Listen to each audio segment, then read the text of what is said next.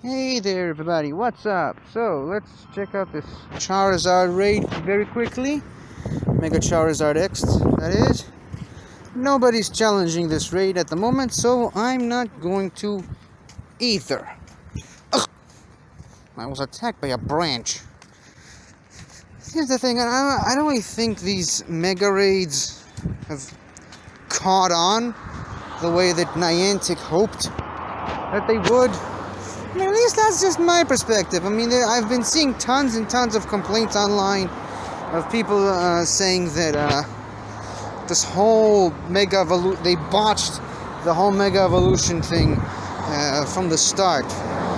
You know, starting with the fact that the only way to get Mega Energy to Mega Evolve your Pokemon is, it's a Floatzel? Oh no, it's a Marowak. The only way to get Mega Energy in the first place is by winning raids and as fast as possible. And in addition to that,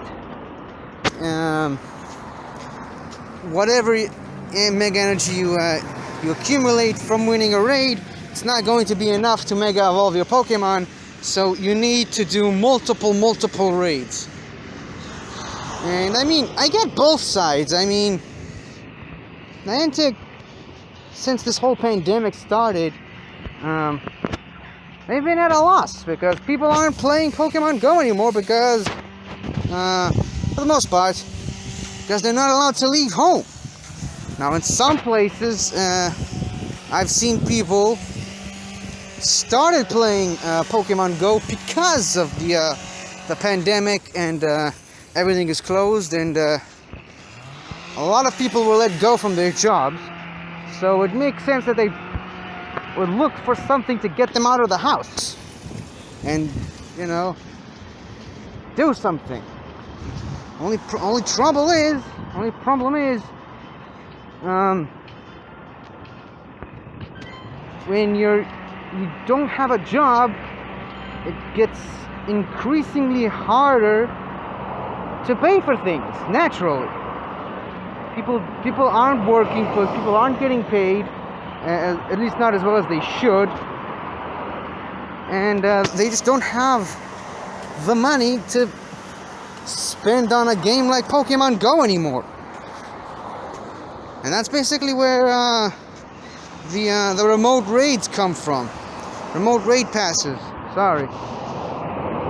Remote raid passes, which, I'm gonna be honest, it's been a blessing for a lot of people who weren't able to go on raids in Pokemon Go because they were locked up in their homes. But I mean, they ain't cheap. I mean, I suppose since one costs 100 Pokecoins, and you can get 100 Pokecoin deals for just $1. Depending on where you live, of course. But still, I mean, to be able to go on multiple raids for multiple Pokemon that can Mega Evolve, you need at least 3, 4, 5 raids per Pokemon. I mean, some Pokemon Mega Evolve with 100 Mega Energy, some Pokemon evolve with 200. That's a lot of Mega Energy, and by extension, a lot of raids you need to do.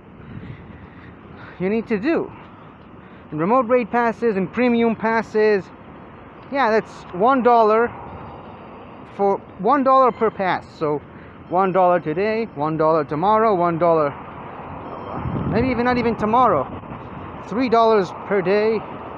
The stuff accumulates, and I know $1 doesn't sound like a lot. When you don't have a steady income, it is a lot. Speaking from experience. Of course, there are always ways to pay for raid passes without having to actually pay up. Just, you know, put a Pokemon in a gym and get Pokecoins that way. But even then, it's tricky because your Pokemon have to be defeated and come back to you. And it has to happen after a certain amount of time, and there's a maximum per day, which, I'll be honest with you, given the current circumstances, 50 Pokecoins a day is not enough. A shiny Lotad! Wow! I didn't even know shiny Lotad was in the game. No, why do I always do this? Why do I always go for the stupid pineapple berry? Wow! This definitely helped me pick my spirits up. Whoa! A shiny Lotad, and I got it! Yeah! I just hope it's good. I mean, yesterday, I believe it was yesterday, I checked out Ludicolo's max CP. It ain't much, but it's still good. Yeah, it's decent. Whatever. It's a female, so the final form, Ludicolo, is going to look significantly different from the male version. But it's a shiny Lotad. I got it. Now that is a great way to start the episode, and a great way to start off the month with a shiny reaction. Look at this thing, it's beautiful. Can't wait to evolve this one into a Ludicolo, which I can do now because Lotads are appearing pretty frequently in the wild, so that's great. Anyways, where was I going with this? I think Niantic threw me a little bone of a shiny, just just so that I'd stop criticizing them. I'm kidding, of course. That's just not possible. But yeah. So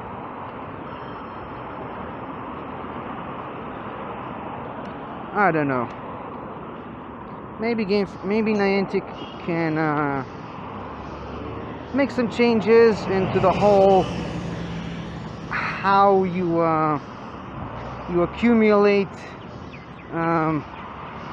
mega energy. I mean, so far they kind of sent a message that they get it, and by that I mean they offered a mystery box, a gift box of 3 remote raid passes for 1 Pokecoin, which is good, but I mean, it was a one-time offer, as far as I know. I don't think they added another one. Theoretically, I can get the deal for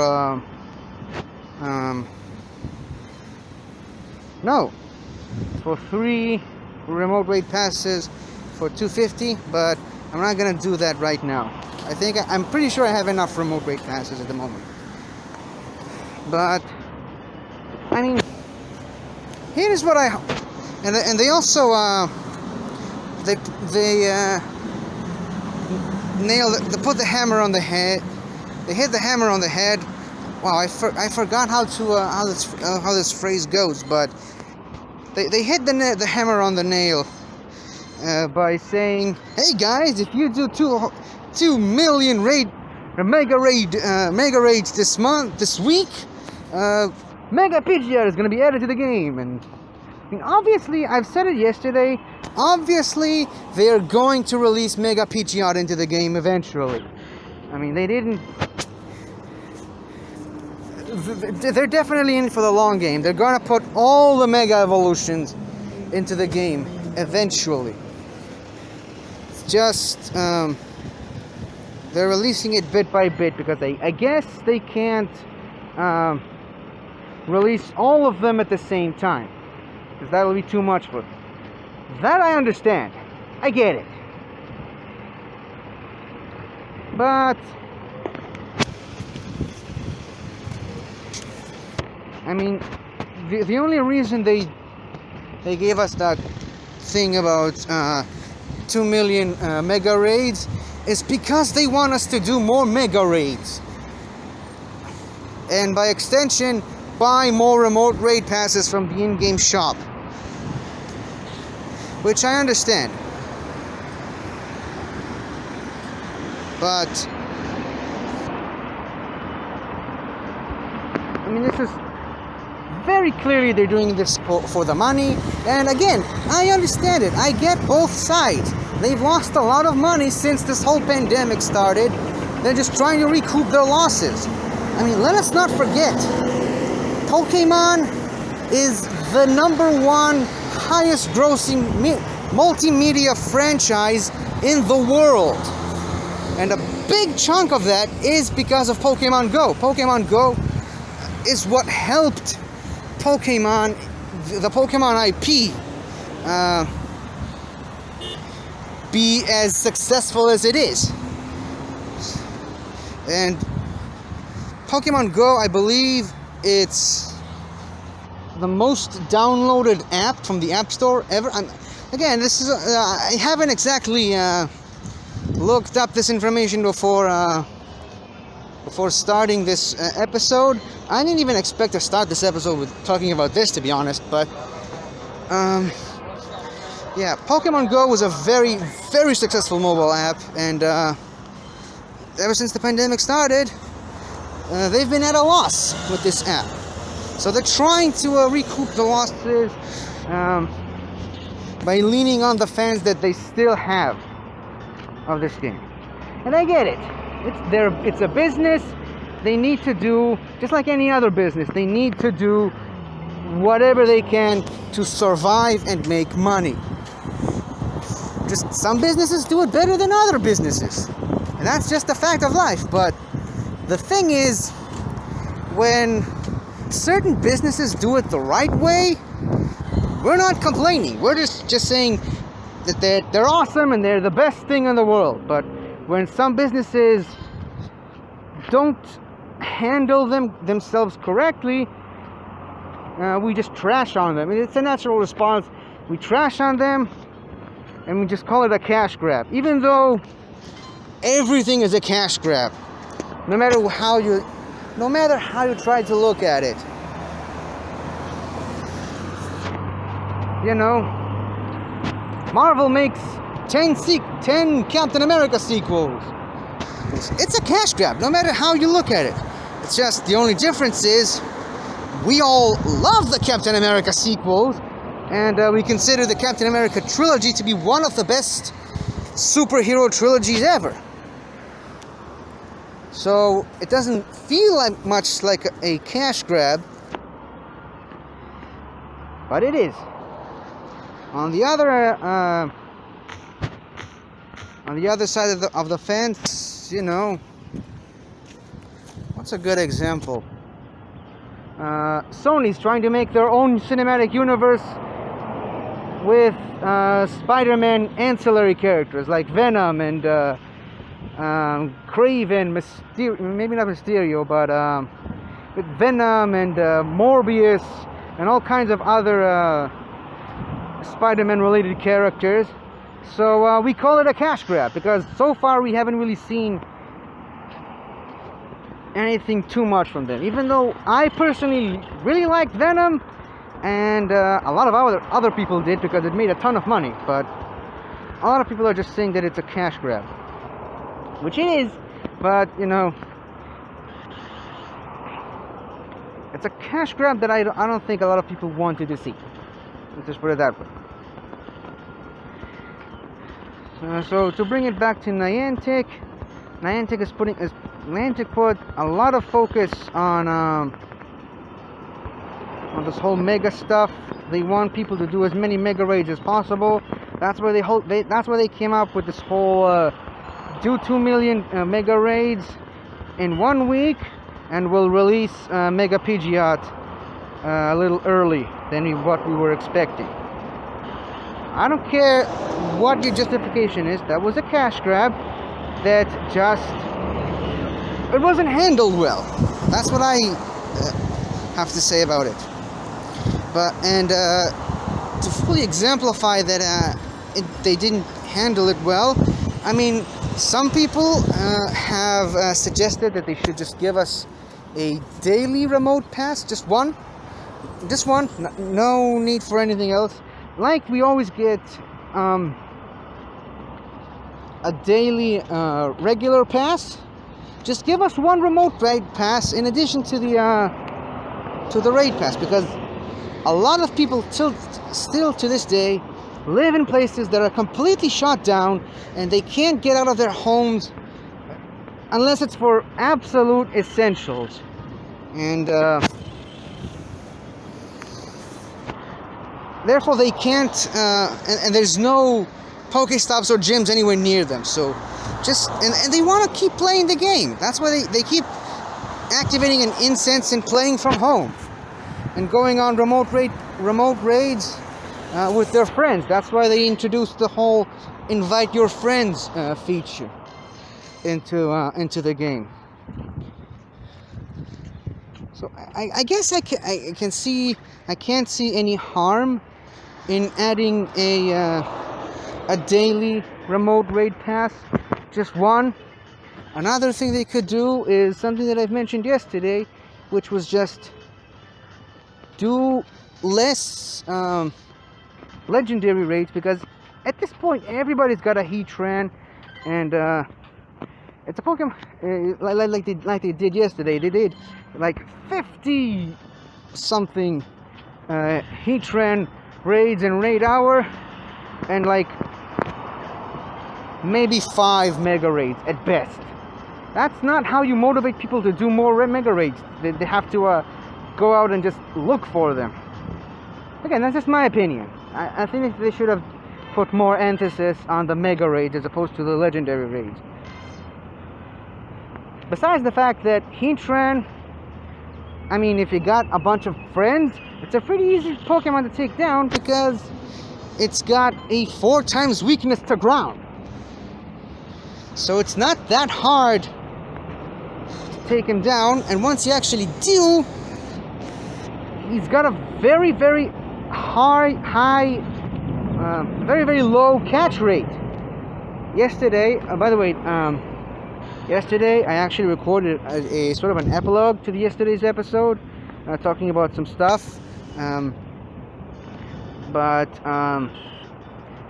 for some reason, I don't know how that happened. I hope it's not happening again right now, but for some reason my phone just didn't record any audio. It only recorded the gameplay that I was playing yesterday, but you just couldn't hear anything. It was muted. Again, no idea why that happened, but I checked it a little earlier today. So far the audio seems to be working. Not sure if anything that I'm saying right now is being recorded. I'll know later once I've finished the recording. But yeah, yesterday I've mentioned that I did manage to do 2.5 Heatran raids during raid hour yesterday. The one that I think won was on camera, where we all won, but I couldn't catch it because it kept breaking out of every single Pokeball I threw at it. The second one, pretty much with the same group of people as the first, but again, it kept breaking out of the Premier Balls that I threw at it. It kept dodging and jumping. At some point, it even jumped / dodged / knocked away 4 Premier Balls in a row out of 14, I think. Maybe even 11. I can't even remember. But yeah, it was tough. So I won 2 raids, couldn't catch a single one of those 2 Heatrans, and then I entered another one, but there weren't enough people in it. And by the time the raid started, they all left, and I was all by myself in that raid. So I just jumped ship as well. So yeah, no Heatrans yesterday. Plus, Heatran has been around for a while. I think it's time to retire this Pokemon from raids. Move on to the next one. There's still plenty of Pokemon that haven't been, plenty of legendaries that haven't been in raid. Although, come to think of it, a lot of those legendaries are mythicals, and mythicals in every Pokemon game, including this one, have different approaches. So I'm not sure how those Pokemon will be eventually introduced into the game. But yeah, I think it's time to move on from Heatran and just put more focus on Mega Raids. I think Niantic has a big decision to make. Do they choose to keep doing Legendary Raids? They can still do those, but I think they need to do more Mega Raids in addition to Legendary Raids, because we've had Legendary Raids since forever. Mega Raids is something new, and you want more attention to promote this new gimmick that you've just introduced into the game. Just put more focus on it. That's all I'm saying. I think that's going to help the Mega Raids reach the levels of popularity that I know they can. So anyways, that's just my quick thoughts regarding Mega Raids and Mega Evolutions, and how Niantic chose to go with this new gimmick in this game, their whole approach to it. I stepped on something, hold on. There we go. And how they can improve upon what they already have. Okay, like I said, those are just my quick thoughts. You can agree or disagree, but that's just the way I feel. Anyways, so I think we've already covered the topic for this episode. But yeah, another thing that happened yesterday, which I forgot to do in the first half of the episode, and by that I mean it was completely erased from the episode, because like I've mentioned, the epilogue that I recorded later had no audio in it, and therefore I was forced to cut that whole part out of the game, out of the video yesterday. So yeah, I wasn't able to touch on it, but yesterday I forgot to, on camera at the first half of the episode, do the weekly field research thing, and I didn't get to show you guys the Pokemon that I caught on screen yesterday. But for the month of September, hopefully next week I won't run into the same problem again. But the Pokemon you get for completing weekly research in the month of September is a Lowland Raichu. Ironic, isn't it? Because just a few months ago, a Lowland Raichu was kind of like my white whale. I've tried multiple times to get it from a raid, and I just couldn't beat it because it was just too powerful for me. It was in 3-star raids, I believe. Then some type of event happened, and it was relegated to 2-star raids, which made it easier for me. So I finally was able to beat it and catch one of my own. And then I'm pretty sure there was an event where they pretty much gave it for free. So ultimately it didn't matter. And now you get it pretty much every week for this entire month. So again, sometimes it just feels like destiny wants to laugh at you. But such is the way of life, I suppose. Let's quickly check the news and see if there's anything new in the news. I vaguely remember that there was something new. Oh yeah, this is interesting. The featured Pokemon for September Community Day is Porygon, which is interesting because I've heard rumors online that it was going to be Starly. So whether or not those rumors were incorrect or misleading, or just, wrong, whatever the case may be, this is now official. The Community Day Pokemon is going to be Porygon. Let's see when it's going to be. Thanks for all your efforts, campaigning and voting for the Pokemon you wanted to be featured for the September and October Community Day events. Okay, maybe Starly is going to be for October. We're thrilled to announce that Porygon, the virtual Pokemon, will be the featured Pokemon for this month. Maybe it was programmed to be popular. Get it? Anyway, Sunday, September 20th. So it's a bit off. From 11 a.m. to 5 p.m. local time.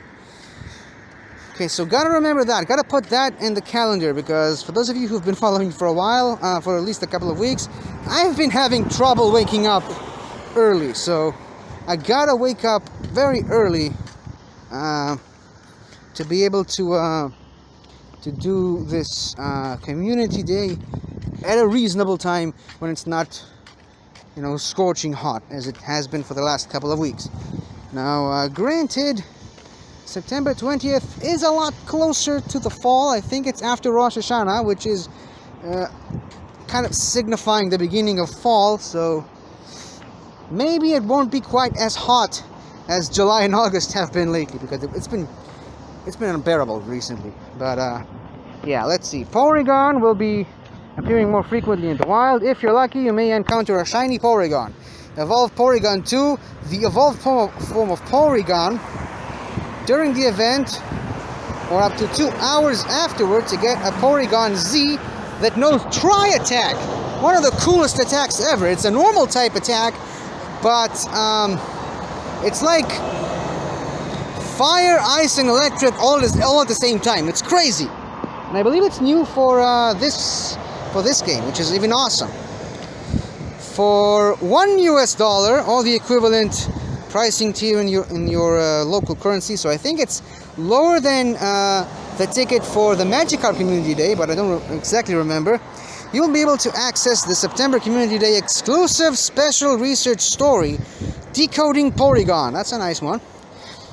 Work alongside Professor Willow as he learns all about Porygon, a Pokemon made completely out of programming code, and its subsequent evolutions. Now, Porygon is another trade evolution in the mainline games, that is, which, if you've been following me for a while, you know that this is my least favorite form of alternate evolution. By alternate, I mean not level up moves, not leveling up. I hate trade evolutions. The only way to get a Porygon is to trade it while it's holding an item, I believe, a tech up, I believe. That's the name of the item. The only way to evolve it is to trade it while holding either a tech up or an upgrade, something like that. And then that way it evolves into a Porygon 2. I believe it's the only Pokemon with an actual number in its name. I mean, yes, there is Ninetales and Mewtwo and other Pokemon with numbers in their names, but this is the only one where it actually has a digit in its name, which is very interesting.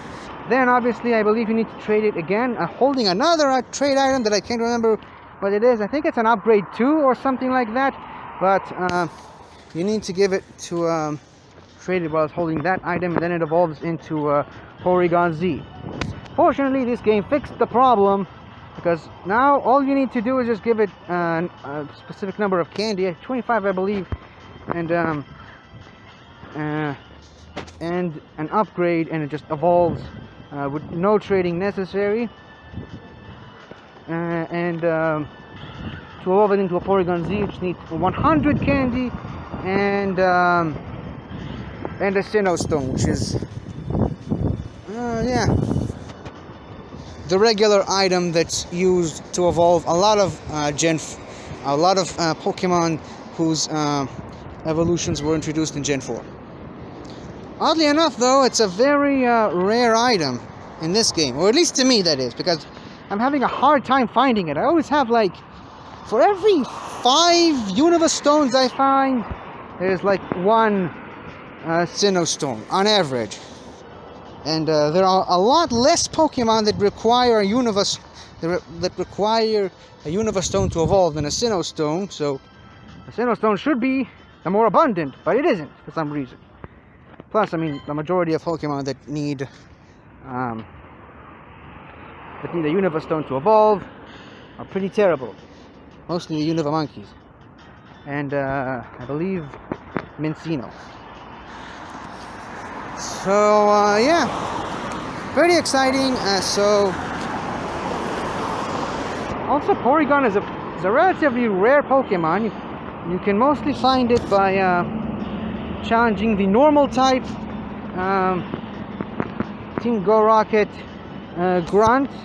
The line that he says at the beginning before you challenge him, it's a male, and he says normal isn't weak. Now, for a very long time, he used all 3 stages of Porygon, Porygon 2, and Porygon Z, but more recently he's moved on to like the Rattatan, Raticate, and occasionally he'll throw in a Porygon Z as his final Pokemon. So yeah, just gotta like I said, I gotta make sure that I'm ready by September 19th to go to sleep very early, so that I can wake up at a reasonable time on September 20th to do the community day. And by that time, I gotta make sure to read up on Porygon's lore and origin, so that I can maybe drop a few pearls of knowledge, as I like to do every once in a while on these episodes, because it's a very fascinating Pokemon. It's the first. It's not the first Pokemon to be completely created by humans. I believe that honor goes to Spiritomb, but Porygon, it's a very interesting Pokemon. I believe it's the first ever digital Pokemon, which kind of brings it as close as possible to a Digimon. But yeah, very fascinating, especially with its unique design. The early designs for 3D models. It evolves into Porygon 2, which basically is a much more sleek design for 3D models. And then, like, Porygon Z is like a glitch or a corrupted system or something like that. So yeah, very interesting stuff. I gotta remember to do some research on that before the community day starts. But anyways, I believe that's enough. Yeah, about 35 minutes.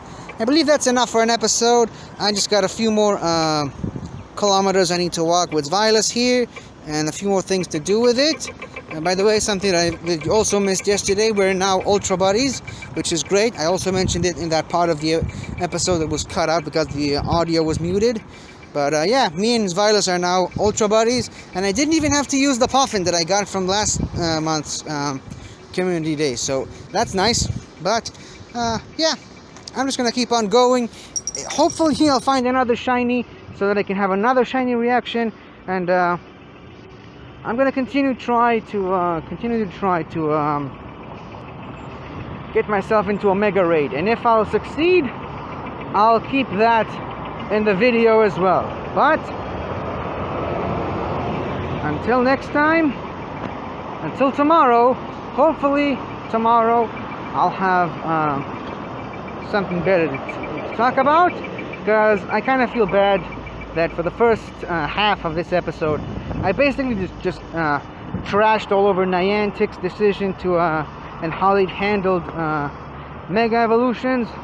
Hopefully tomorrow I won't be quite as negative on Niantic, but yeah, that's just some stuff I needed to get off my chest.